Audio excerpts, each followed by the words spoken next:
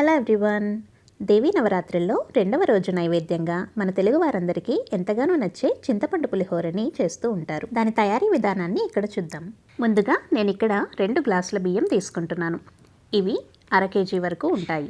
వీటిని 2-3 సార్లు శుభ్రంగా వాష్ చేసుకోవాలి.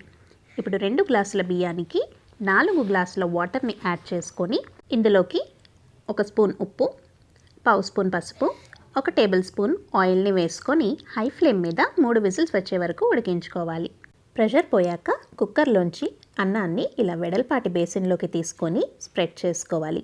అన్నం ఉడికించేటప్పుడు మనం ఉప్పు, పసుపు, ఆయిల్ వేసుకోవటం వల్ల మెతుకు చప్పగా లేకుండా మంచి కలర్ తోటి ఇలా పొడి పొడిగా ఉడుకుతుంది. ఈ వేడి అన్నంలోకి 1 గుప్పెడు పచ్చి కరివేపాకు ఆకుల్ని వేసుకొని ఒకసారి కలుపుకోండి. దీని ఫ్లేవర్ పులిహోరకి చాలా బాగుంటుంది. చింతపండు గుజ్జు ప్రిపేర్ చేసుకోవటం కోసం ఒక పెద్ద బత్తాయి సైజ్ అంత చింతపండుని తీసుకోవాలి. 1/2 కేజీ బియ్యానికి 60 నుంచి 70 గ్రాముల చింతపండు సరిగ్గా సరిపోతుంది. ఈ చింతపండులోకి వేడి నీళ్ళు పోసుకొని ఒక 10 నిమిషాలు నానబెట్టి చల్లారాక చక్కగా పిండి గుజ్జు తీసుకోవాలి.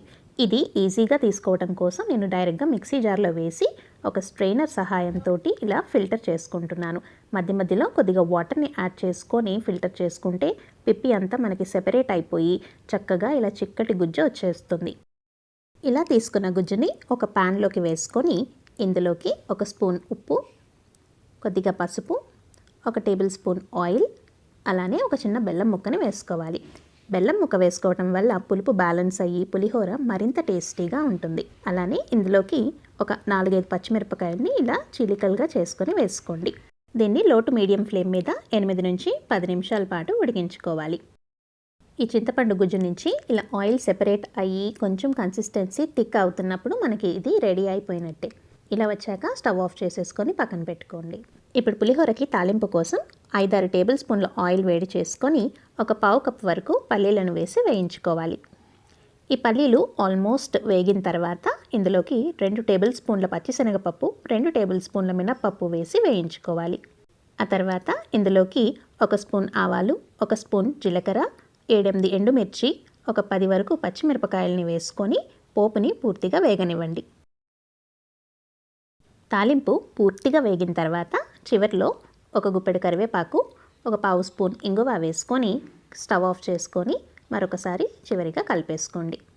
ఇప్పుడు ముందుగా ఉడికించి పెట్టుకున్న అన్నంలోకి చింతపండు గుజ్జు అలానే పోపుని వేసుకొని కలుపుకోవాలి. పులిహోరని ఎప్పుడూ కూడా చేత్తో కలుపుకుంటేనే చక్కగా కలుస్తుంది. కాబట్టి అంతా కూడా కలిసేలాగా ఒకసారి బాగా మిక్స్ చేసుకోండి. ఈ చింతపండు పులిహోర 2-3 రోజుల వరకు పాడవకుండా చక్కగా నిల్వ ఉంటుంది. అండ్ ఇది చేసిన వెంటనే కాకుండా కాసేపటి తర్వాత మరింత టేస్టీగా ఉంటుంది. ఈ వీడియో కనుక మీకు నచ్చినట్లయితే లైక్ చేయండి, సబ్స్క్రైబ్ చేసుకొని పక్కనే ఉన్న బెల్ ఐకాన్ని ప్రెస్ చేయండి. Thanks for watching.